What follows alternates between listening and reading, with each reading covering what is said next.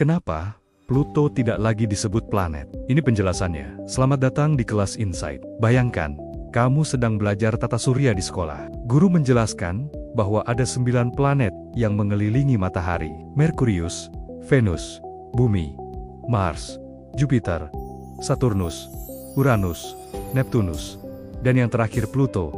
Selama puluhan tahun, daftar itu dianggap benar.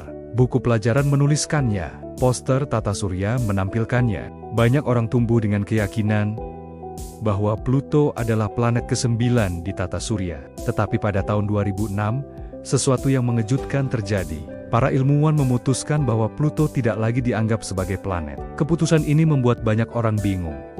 Bahkan sebagian merasa sedih. Planet yang sudah dikenal selama puluhan tahun, tiba-tiba kehilangan statusnya. Pertanyaannya sederhana, namun menarik. Kenapa Pluto tidak lagi disebut planet? Untuk memahami jawabannya, kita harus kembali ke awal kisah penemuan Pluto. Pada tahun 1930, seorang astronom bernama Clyde Tombaugh menemukan sebuah objek kecil yang bergerak di pinggiran tata surya. Penemuan ini terjadi di Observatorium Lowell di Amerika Serikat. Saat itu, para ilmuwan memang sedang mencari sebuah planet misterius yang diduga mempengaruhi orbit planet lain. Ketika objek baru itu ditemukan, banyak orang langsung menganggapnya sebagai planet baru. Objek itu kemudian diberi nama Pluto. Sejak saat itu Pluto dikenal sebagai planet ke-9 dalam tata surya. Namun ada satu hal yang sebenarnya sudah membuat para astronom penasaran sejak awal. Pluto sangat kecil. Bahkan, ukurannya lebih kecil daripada beberapa bulan di tata surya.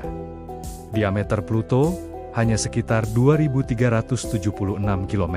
Sebagai perbandingan, bulan milik Bumi memiliki diameter sekitar 3.474 km. Artinya, bulan kita bahkan lebih besar daripada Pluto.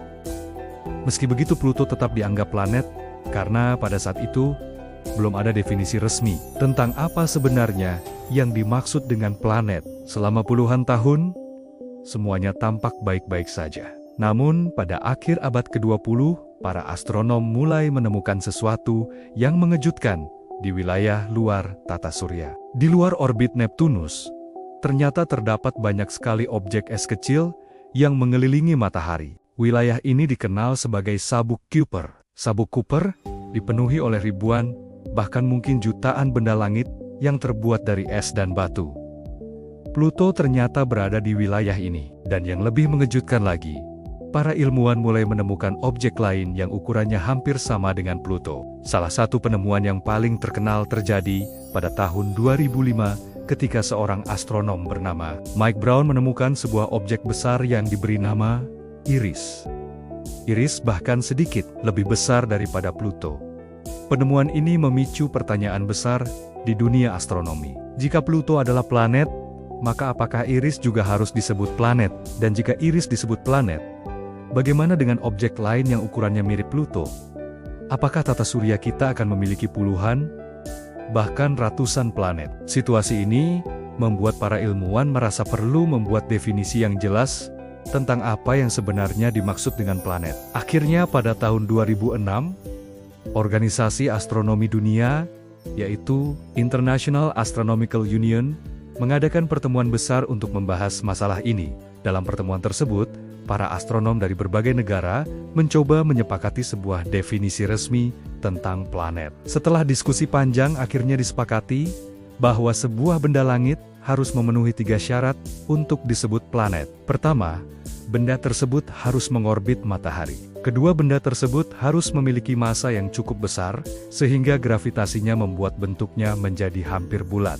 Ketiga, benda tersebut harus mampu membersihkan lingkungan orbitnya dari objek lain. 2 syarat pertama sebenarnya dipenuhi oleh Pluto. Pluto mengelilingi matahari dan memiliki bentuk bulat. Namun Pluto gagal memenuhi syarat ketiga. Pluto tidak mampu membersihkan orbitnya dari objek lain di sekitarnya. Di wilayah orbit Pluto, terdapat banyak objek lain dari Sabuk Kuiper yang ukurannya cukup besar. Ini berarti Pluto hanyalah salah satu dari banyak objek di wilayah tersebut. Karena alasan itu, para astronom memutuskan bahwa Pluto tidak lagi diklasifikasikan sebagai planet utama. Sebagai gantinya, Pluto dimasukkan ke dalam kategori baru yang disebut planet kerdil. Planet kerdil adalah benda langit yang mengorbit matahari dan memiliki bentuk bulat, tetapi tidak berhasil membersihkan orbitnya dari objek lain. Selain Pluto, ada beberapa planet kerdil lain yang juga dikenal seperti Eris, Haumea, dan Makemake. Keputusan ini memang terasa mengejutkan bagi banyak orang. Namun dalam ilmu pengetahuan perubahan seperti ini, sebenarnya sangat wajar. Ilmu pengetahuan selalu berkembang seiring dengan penemuan baru. Ketika manusia menemukan fakta baru tentang alam semesta, pemahaman kita juga harus berubah. Pluto sendiri tetap menjadi objek yang sangat menarik untuk dipelajari. Pada tahun 2015, wahana antariksa milik NASA bernama New Horizons berhasil melakukan penerbangan dekat ke Pluto. Misi ini memberikan gambar dan data yang sangat menakjubkan. Para ilmuwan menemukan bahwa Pluto memiliki gunung es raksasa, dataran luas yang dipenuhi nitrogen beku, serta atmosfer tipis yang berubah-ubah. Penemuan ini menunjukkan bahwa meskipun Pluto bukan lagi planet utama, dunia kecil ini tetap menyimpan banyak misteri yang menarik. Pluto mengingatkan kita bahwa tata surya jauh lebih kompleks daripada yang pernah kita bayangkan. Di luar 8 planet utama, masih ada banyak objek yang belum sepenuhnya kita pahami. Setiap penemuan baru membuat kita melihat alam semesta dengan cara yang berbeda. Jadi ketika kita bertanya, kenapa Pluto tidak lagi disebut planet? Jawabannya bukan karena Pluto menjadi lebih kecil atau menghilang. Pluto tetap berada di tempatnya yang jauh, di pinggiran tata surya. Yang berubah, hanyalah cara manusia memahami dan mengklasifikasikan dunia di luar sana. Dan mungkin di masa depan, penemuan baru akan kembali mengubah cara kita melihat tata surya. Karena ilmu pengetahuan selalu berkembang, dan setiap jawaban biasanya akan melahirkan pertanyaan baru yang lebih menarik. Jika kamu menikmati konten seperti ini, jangan lupa dukung Kelas Insight dengan klik like, tulis komentar, dan subscribe, agar kamu tidak ketinggalan insight menarik berikutnya. Terima kasih sudah menonton. Sampai jumpa di insight-insight berikutnya.